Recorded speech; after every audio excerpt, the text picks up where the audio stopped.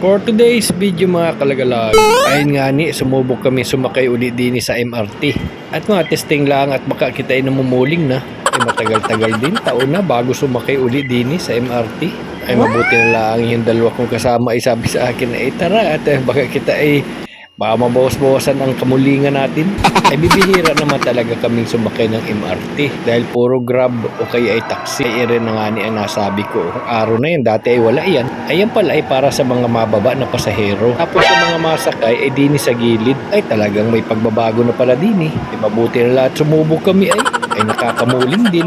Buti sana kung meron na rin sa Marinduque. Ay pagbukas man din ay diretso na agad, hanap ng upuan, ay kaunti pa lang ang mga pasahero, ay hindi pa peak hours, ay sabi ko kay Tutoy Pogi, ikaw na lang ang upo.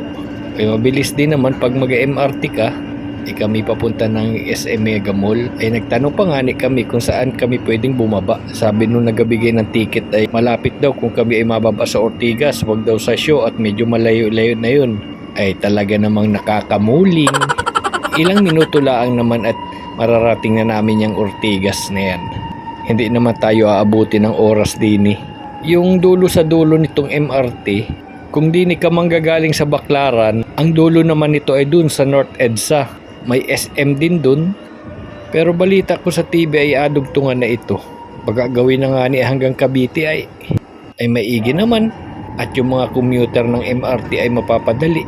Anong hirap makipagsiksikan dun sa baba, lalo na dun sa mga bus. Bukod sa haba ng pila, syempre mag-aintay ka ng bus. Ay di rin naman sa MRT ay ganoon din. Talagang pag peak hour ay walang hindi ka mag-aintay at wala kang hindi talaga mapila. Tiyagaan lang para makauwi. Bawal ang pabagal-bagal din sa Maynila at talagang ika ay maiiwan. At syempre alisto ka rin dapat. Ay anong dami dining alam na natin yun. Yung laging laman ng balita. Pag hindi snatcher ay mandurukot. Kaya mabuti pa man din sa probinsya. Kung gusto mo lang ng simpleng buhay, ay sa probinsya na lang ang tira. Anong hirap makipagsapalaran din sa big city.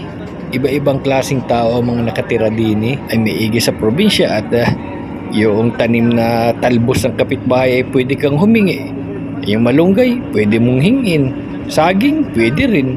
Ay din sa Maynila, ay kung hindi ka trabaho, ay gutom ang abot mo din Marami lamang talagang nakikipagsapalaran din sa Maynila at nandini raw ang oportunidad talaga.